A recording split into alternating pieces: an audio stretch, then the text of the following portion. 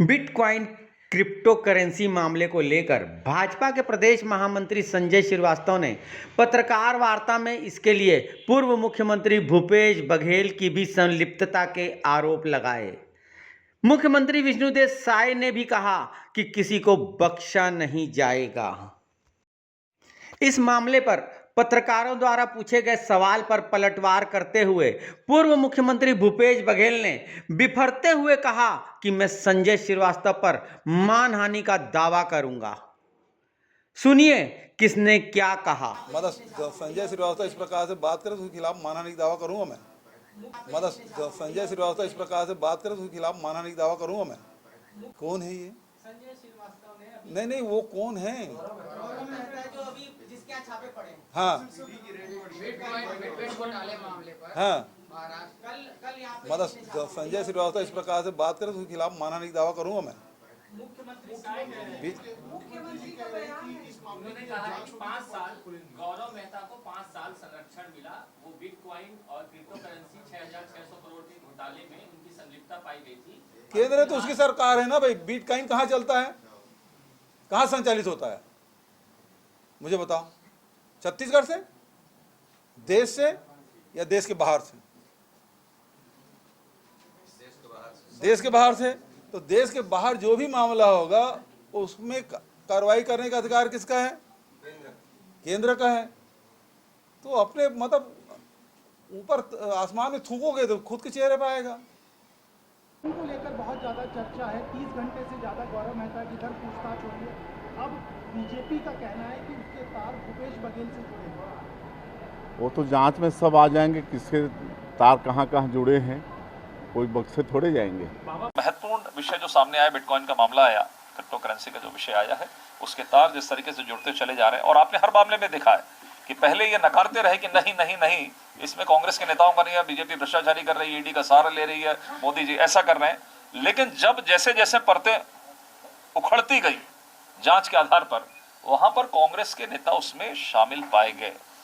तो हमें आशंका है कि जिस तरीके के आरोप उन पर लगे हैं कांग्रेस के पूर्व नेत्री के द्वारा, तो इस मामले में भी कहीं न कहीं तार आने वाले समय के अंदर में पूर्व मुख्यमंत्री जी से जुड़े हैं। लेकिन इनके आर्थिक मामलों की जो भ्रष्टाचार है, जो तार जुड़े हुए हैं, वो अंतर्राष्ट्रीय गिरोह से भी जुड़े हैं। और ऐसे में ये खुलासा जब सामने आया ऑडियो टेप के माध्यम से, और जो कांग्रेस की पूर्व नेत्री रही जिन्होंने अपने पोस्ट पर एक आरोप लगाया है, मुझे लगता है कि यदि किसी भी आर्थिक अपराध में या भ्रष्टाचार में छत्तीसगढ़ का नाम आता है और तार यदि किसी दिशा की ओर इंगित करते हैं, तो उस पर संबंधित व्यक्ति को कम से कम छत्तीसगढ़ के मान सम्मान के लिए उस पर जवाब देने की आवश्यकता है। इसलिए आज इस प्रेस ब्रीफिंग के माध्यम से कांग्रेस को और खासकर भूपेश बघेल जी को, पूर्व मुख्यमंत्री, उत्तर प्रदेश के नेता है, कांग्रेस के सबसे बड़े नेता आज की स्थिति में, तो मुझे लगता है कि इसका जवाब उनको सामने देना चाहिए। जो ऑडियो टेप सामने आया है उसमें भूपेश बघेल जी का इन्वॉल्वमेंट इसमें प्रथम दृष्टया यहां पर दिखाई दे रहा है। राज्य में कांग्रेस सरकार रहते भूपेश बघेल सरकार के द्वारा अन्य चुनावी राज्यों में जो कांग्रेस के भ्रष्टाचार के आरोप भी जो लगते रहे, जो सिद्ध भी हुए कि एटीएम समझकर यहां से पैसे जाते रहे, 5 वर्षों के अंदर में यहां से पैसे जाते रहे, अन्य राज्यों में पैसे जाते रहे। और जो मैंने कहा कि शराब के मामले में जो चीजें हैं, जो लोग अंदर हैं और ये तार झारखंड तक जुड़े हैं, वो आप सबके सामने है। भ्रष्टाचार के साथ में सवाल यह है कि भ्रष्टाचार के हर आरोपी के साथ छत्तीसगढ़ से भूपेश बघेल जी का इन्वॉल्वमेंट क्यों पाया जाता है? क्या उन्होंने इसके लिए कोई डिग्री ली है या पीएचडी लिया है? जो हर अपराध के साथ में, हर भ्रष्टाचार के साथ में पूर्व मुख्यमंत्री जी का उसमें जुड़ाव पाया जाता है। चाहे हम सौम्या चौरसिया की बात करें, जो उनकी ओएसडी थी, जो सबसे निकट होते मुख्यमंत्री के, जो आज जेल की सलाखों के पीछे हो, समीर बिश्नोई जी की बात करें, रानू साहू की बात करें, एजाज ढेबर के भाई अनवर ढेबर की बातचीत करें, जितने भी भ्रष्टाचार अपराध हैं उसमें कहीं न कहीं कनेक्शन पाया जा रहा है। इसलिए इसमें भी पूरा संदेह नहीं, पुख्ता ही तरीके से जिस तरीके से कांग्रेस के नेत्री ने इसमें वो किया है, और गौरव मेहता पर यहाँ पर छत्तीसगढ़ के अंदर में जो उनके ऊपर में जांच की गई है, तो मुझे लगता है कि कहीं न कहीं पूर्ववर्ती सरकार के जो मुखिया हैं उनके ऊपर इस तरह की चीजें चार्ज होती है।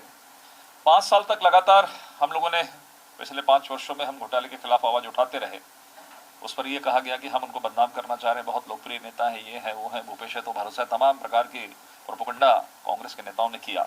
लेकिन आज सर्वथा सब चीजें सिद्ध हो रही हैं कि एक के बाद एक जो घोटाले हैं उसमें कांग्रेस के नेता हैं, साथ में इनकी इन्वॉल्वमेंट भी स्पष्ट रूप से दिखाई दे रहा है। आज कोई जेल पे है, कोई बेल पे है। मैंने जैसा कहा अनिल टुटेजा छोड़ दिया था नाम, उनका भी जोड़ लिया जाए तो अच्छा होगा।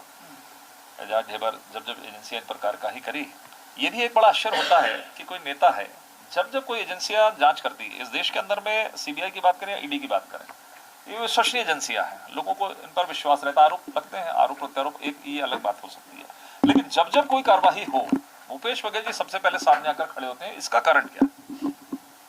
इसका कारण क्या है?